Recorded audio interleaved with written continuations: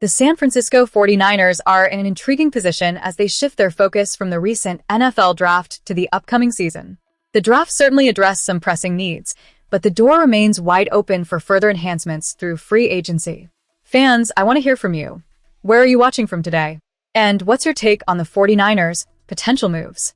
Rumors are swirling, and two names have recently surfaced in discussions surrounding the 49ers that could significantly impact their future. First up is defensive end Joey Bosa, a player whose name is all too familiar to 49ers fans. The thought of him teaming up with his brother, Nick Bosa, has fans buzzing with excitement. Tyler Dragon of USA Today pointed out, a tag team with his younger brother, Nick, in San Francisco is a perfect landing spot for Joey to finish out his career.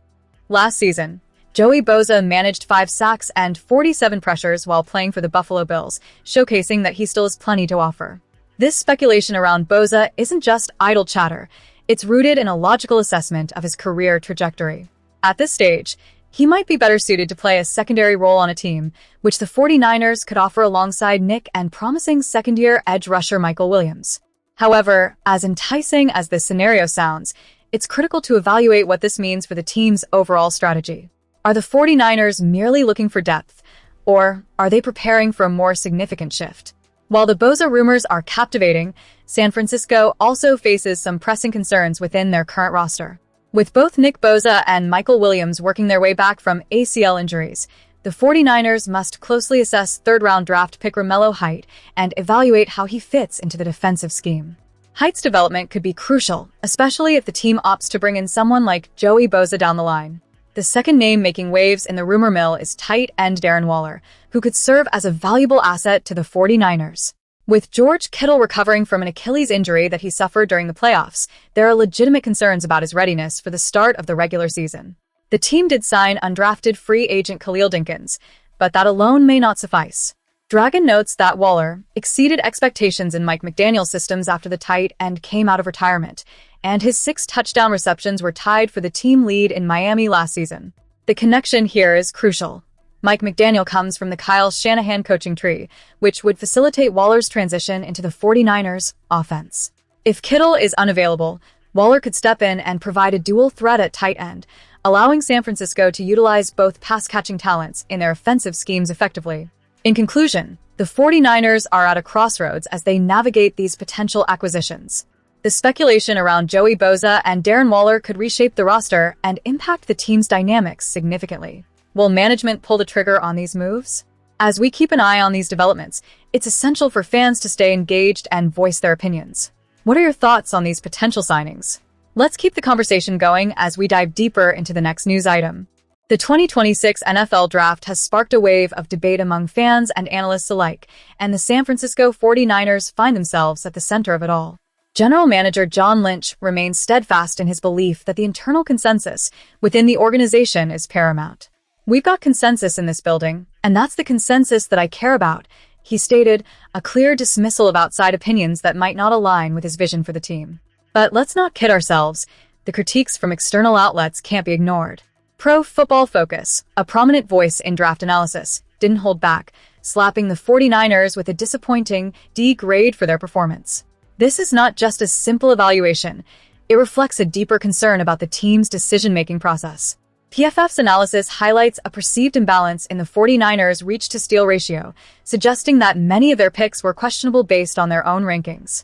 Out of 8 draft selections, PFF categorized a staggering 7 as reaches, with only defensive tackle Grayson Halton, taken in the 4th round at number 107 overall, receiving any semblance of value recognition. Halton stands as a singular bright spot, selected 37 spots below PFF's ranking, which makes him the only player deemed a worthwhile pick.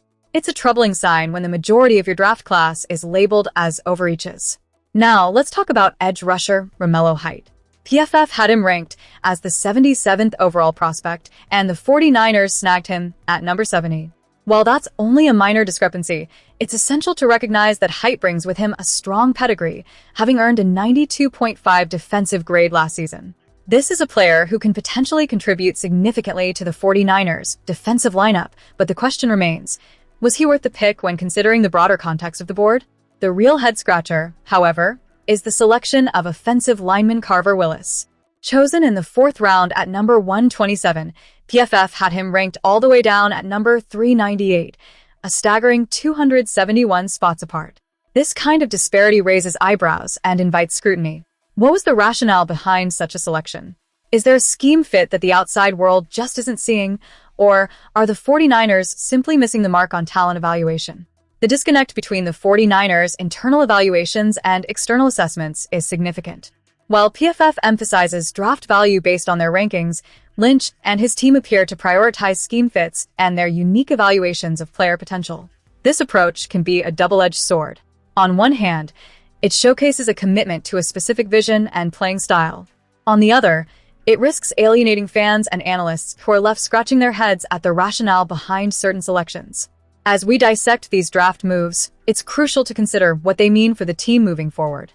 Are these players capable of contributing to a competitive roster? Can they develop into key assets? Or are they simply placeholders while the 49ers navigate a challenging NFL landscape? The mixed reviews are a testament to the volatility of the draft process, where perceptions can shift dramatically based on the success or failure of selections.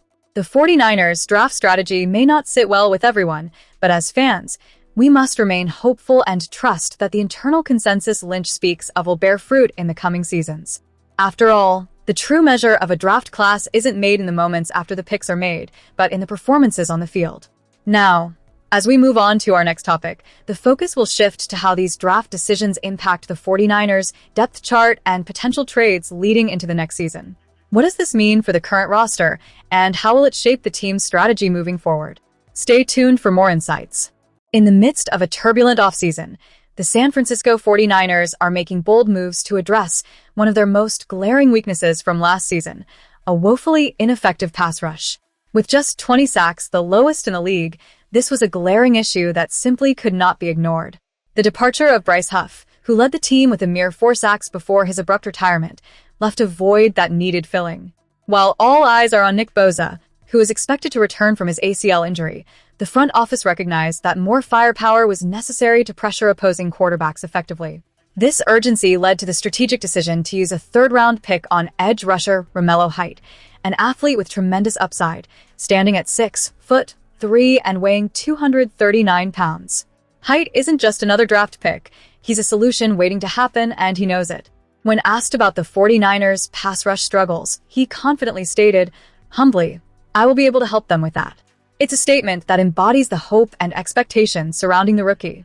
Height comes off a breakout season at Texas Tech, where he racked up 10 sacks and made 38 tackles, alongside 11.5 tackles for loss. This performance not only highlighted his potential, but also his relentless pursuit of the quarterback, a trait that caught the attention of the 49ers management.